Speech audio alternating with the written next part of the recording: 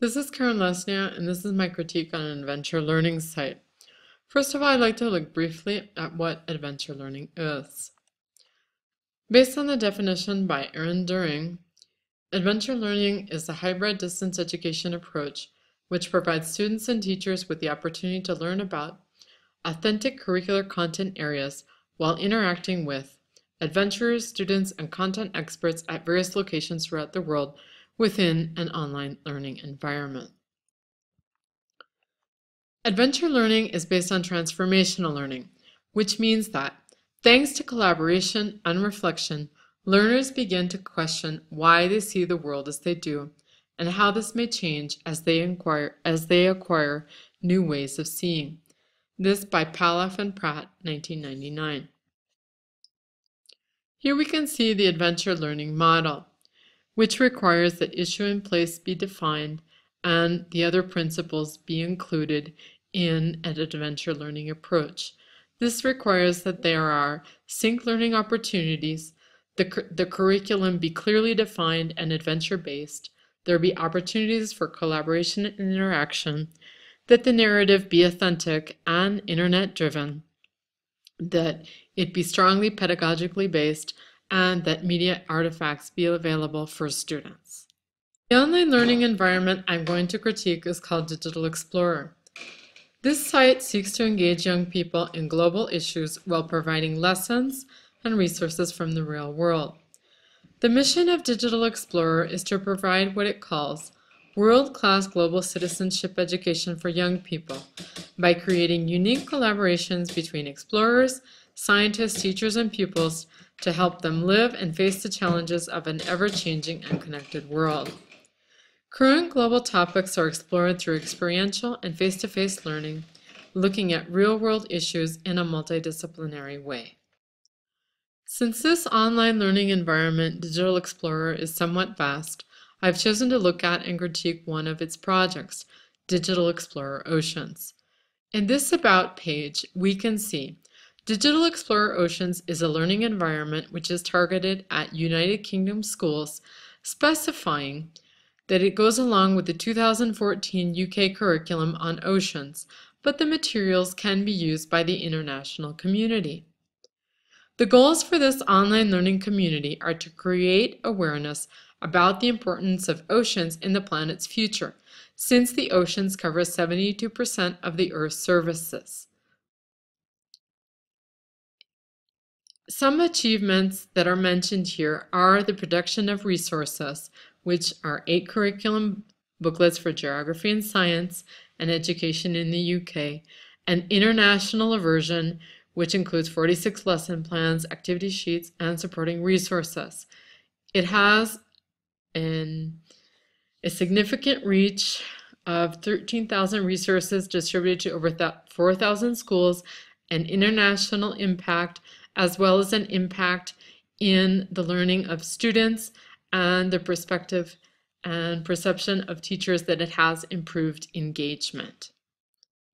In the resource section of Digital Explorer Oceans, we can see that we can filter by age, subject, and topic, as well as by format, there being a variety of different formats which allows us to explore, experiment, and see how the resources can help us in the classroom with our students. If we go to the section of all collections, we can see that these are organized by subjects and by age groups. And what we're able to do is look at the whole collection here. So if we look at this collection, which is Frozen Oceans at age 7 to 11, it will open another window which will show us this collection. We can see what topics includes and the general description. And here we can download all the resources for this curriculum. If we go to the section on the media zone, we can see photos and videos that are related to Frozen Oceans. So if we open that, we will see the media zone here, and here we can search for different topics here, and we can choose the different themes that are available. In this case, we are looking at frozen oceans. So any of the videos we can add here to the left to our lesson if we want to use those with our students. I'm going to take a look at the booklet Frozen Oceans, which is part of this collection, resource collection that we downloaded. And well, this is mostly oriented for teachers, but it includes activities, instructions for teachers, activities, and worksheets. And let's take a look here at the table of contents. And here we can see there are teacher notes, lesson plans, where things are clearly explained for the teacher, activity sheets, and fact sheets. So if we look at the introduction, it's fairly clearly explained. There is the organization and the structure is very clear. There is an explanation of the requirements, what needs to be done for health and safety, the concept of explorers, and essentially that teachers do not need to be an expert in the field. Here in Teacher's Notes, we can take a look at this is the overview for this booklet and the units that are included, and just a brief summary of what they will be looking at in this section. If we look at the first lesson, we can see generally how the structure is. There are learning objectives. This is to help young people learn more about life in the Arctic and the food webs that link them. So it tells the teacher what they need to download or copy, any things that they might need to buy or get, and essentially the different activities that will that they can choose to do with their students. We can see here that the activities are linked to the curriculum, the Arctic, and Explorer necessities. So in this first part here, this is curriculum, so they're learning about what a food web is, what kinds of vocabulary might be useful to know. Here, how do they put up a food mobile to find out which animals go where in the food web. This is the next two activities are related to the explorers directly. And these kind of activities seem to link the students with a more real-world experience, and it tries to include students in the narrative.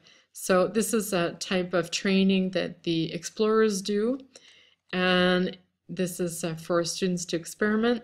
There's also this activity, which is a sleeping bag relay, which talks about the importance of putting a sleeping bag on correctly, since it could be life or death situations in a 40 below 0 Celsius situation. This activity inside the booklet also includes some experiments, such as this one on the albedo effect, which links things that happen in the Arctic to a very real-world experience that they can do in an experiment in the classroom.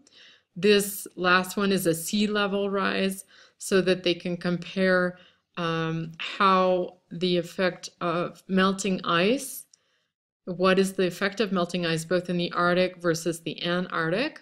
So these are the explanations and what the students can do, and how they can reflect upon how this might affect people living in the UK or the USA. Here, if we go back to the online learning environment of Digital Explorer, we can find the video for the experiment that was just explained to us in the booklet. And so this is a person in Antarctica who is explaining to us different aspects of ice and melting, and then he will show us how to perform the experiment. So it's very visual, it's very motivating, and the person is actually very likable.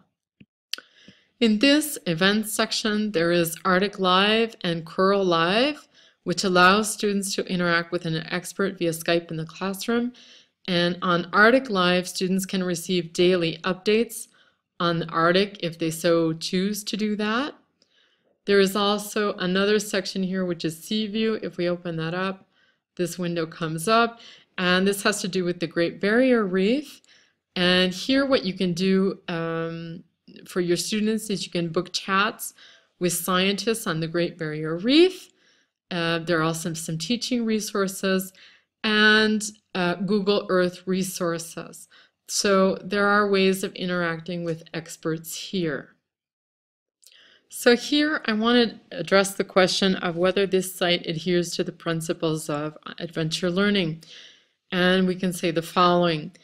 Its curriculum is well developed, it's based on real-world issues, and incorporates critical thinking skills into tasks and experiments. It isn't always so clear how problem-solving oriented the materials are, so that students can solve problems related to the ocean. In terms of collaboration, there are different opportunities for interaction between students, teachers, and experts in real time. However, the learning environment itself doesn't seem to provide a place for interaction or posting of projects. It doesn't seem to indicate what time or place students are from, and so it doesn't facilitate this interaction. The use of internet for curriculum and learning environment delivery seems to be efficient, although it could incorporate more spaces for interaction between peers and students. There are spaces for teacher interaction, such as the blog, such as the Explore Live, but the blog and Explore Live are on Digital Explorer itself and not on Digital Explorer Oceans. There are places for student-expert interaction, such as the chats and the Skype in the classroom, as well as some options for receiving updates. The adventure learning education focus does provide authenticity and relevance through the use of video, especially since these videos are made on site.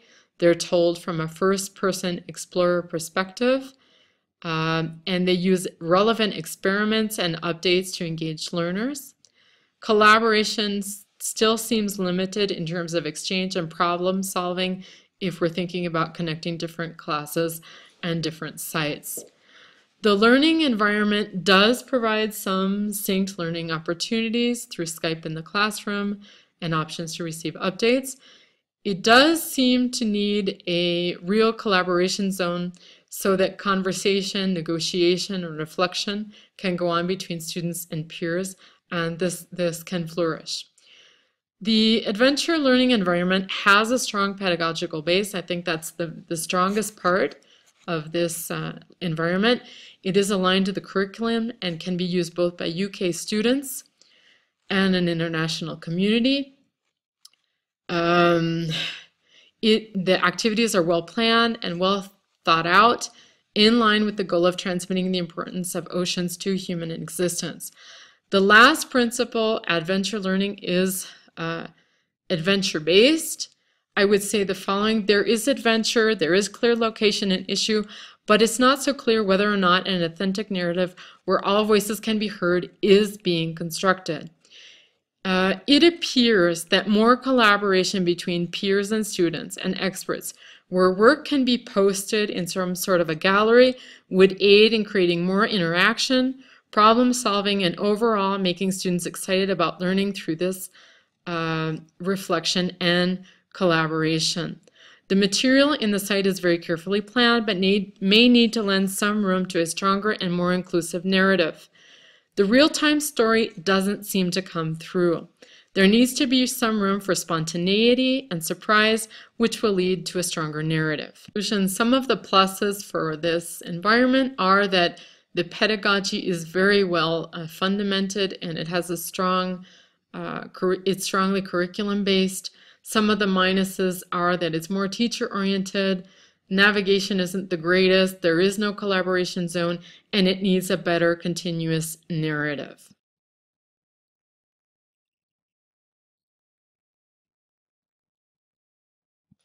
These are the questions that I thought we could look at. How can careful pedagogical planning be paired and balanced with inspiring narrative? And how important is spontaneity when learning?